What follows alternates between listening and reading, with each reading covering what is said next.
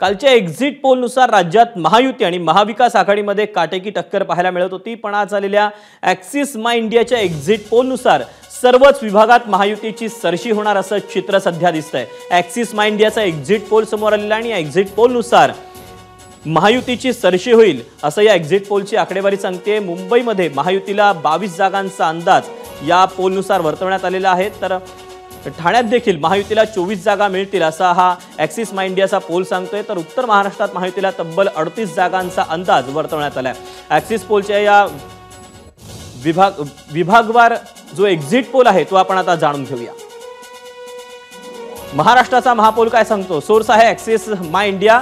मुंबई विभागामध्ये 36 जागा, ज्यामध्ये महायुतीला 22 जागा मिळू शकतील, तर महाविकास आघाडीला 14 जागांचा अंदाज वर्तवण्यात आलाय।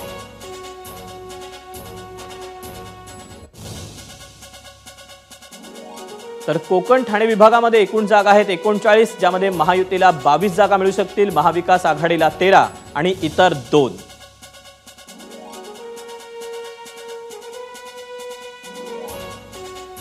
ॲक्सिस माय इंडियाचा हा पोल आहे। तर मराठवाडा विभागामध्ये 46 जागांपैकी 30 जागा या महायुतीला जाण्याची शक्यता आहे, तर महाविकास आघाडीला 15 जागा आणि इतर 1।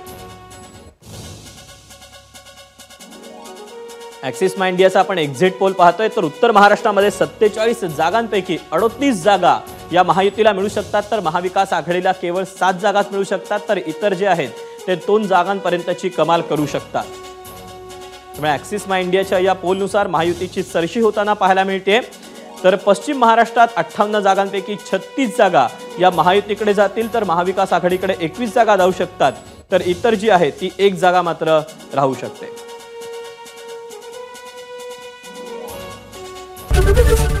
एबीपी माझा, उघडा डोळे बघा नीट।